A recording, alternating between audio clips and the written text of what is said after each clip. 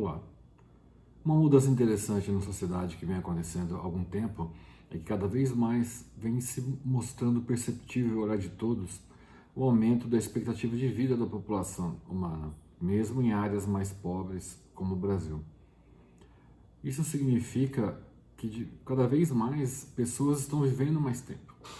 Se a gente for pensar que na época de Cristo, a expectativa de vida, 2.000 anos atrás, ficava em torno de 40, quer dizer, 50 anos de idade.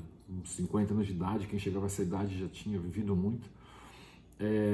Pessoas morriam de complicações de doenças simples, né? Uma cárie, um abscesso dentário, muitas vezes já poderia ser o suficiente para que uma pessoa tivesse alguma complicação. E hoje a gente vê que as pessoas vivem ativas física e psiquicamente com uma ótima qualidade de vida, aí 70, 80 anos de idade, ou até mais ainda.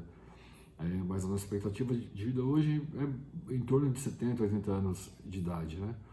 E isso tem uma série de fatores em que levam a isso. A ciência, de uma maneira geral, né? O trabalho, principalmente em medicina preventiva, mas também na curativa, as questões de mudança de hábito de vida na rotina, mudança de atitude no comportamento, né? Com auxílio em diversas áreas que fazem hoje, como já disseram alguns especialistas, que os 50 anos de hoje são os antigos 30. Quer dizer, as pessoas de 50 anos de idade hoje em dia vivem com uma qualidade de vida e uma disposição física e mental que pessoas viviam décadas atrás, aos 30 anos de idade, né? Então a gente consegue ter essa comparação, essa percepção e ver que hoje em dia a gente consegue viver bem por muito mais tempo. E com isso, uma série de implicações acabam acontecendo.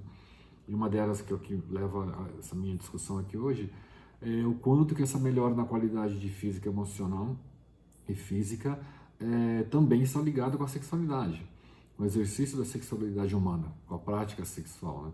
Principalmente naqueles indivíduos considerados idosos, que pela nossa legislação hoje a gente se refere a 65 anos de idade para cima. Para muita gente, discutir sexualidade no idoso é um tabu. É uma questão difícil para muita gente ainda, porque, teoricamente, a discussão sobre sexualidade e inclusão, né, que deveria ser mais flexível e tolerado entre os grupos de jovens, se torna um pouco mais difícil porque não se tem aquela ideia, aquela percepção de que os avós fazem sexo, transam, porque fica aquela imagem de indivíduos quase imaculados, né, que nunca tiveram relações na vida, mas pais e avós transam, têm relações normais, principalmente aquelas pessoas que por algum motivo perderam seus parceiros, ou se separaram, ou por questão de óbito, vivendo a viuvez, e aí com essa qualidade de vida prolongada por muito mais tempo, resolvem retomar a sua vida afetiva e emocional. Com o advento do Viagra e similares, de novos antidepressivos e de terapias de reposição hormonal, homens e mulheres têm tido a oportunidade de vivenciar novas emoções, novas sensações, experimentar sensações muitas vezes em que não tinham vivenciado em idade mais jovem. Mas agora, com a maturidade e o passar do tempo, entraram em contato com essas situações e com essas experiências e resolveram experimentar. Com isso, não é só o geriatra, o ginecologista ou o urologista que vão entrar em contato com essa situação com seus pacientes ou com pessoas idosas. Todos precisam entender o quanto que isso é normal. A necessidade de inclusão dessas pessoas nesse mundo taxado de exclusividade para pessoas jovens, bonitas, magras, atléticas e assim por diante, não pode se limitar a excluir os idosos.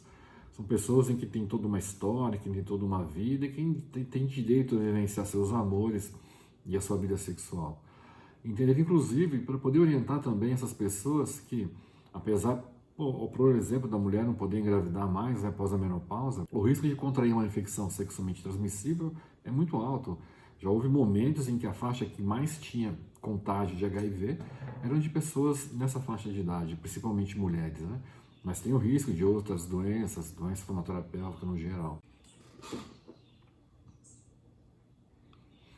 Não é porque não existe a possibilidade fisiológica de um casal engravidar que o prazer no namoro, o carinho, a afetividade na relação tem que deixar de existir, a relação sexual também não precisa mais acontecer. Tá? Uma coisa importante que precisa também sempre se pensar, em que eu já vi várias vezes essas discussões, é que muitas vezes o idoso precisa de algumas orientações especiais para saber como lidar com a sua vida sexual. Às vezes a pessoa é um cardiopata, foi revascularizado, tem um diabetes descompensado, ele precisa de orientações específicas com relação à sua prática sexual. O que pode fazer, o que não pode, essa questão dessa posição vai sobrecarregar o coração, se essa patologia, essa doença que ele tem, que ele usa determinada medicação, pode sofrer alguma interação com algum outro medicamento que ele queira utilizar para aumentar seu prazer. Portanto, olhar e discutir para a sexualidade na terceira idade tem que ser tão bonito, saudável e natural como a gente olha em qualquer outra idade.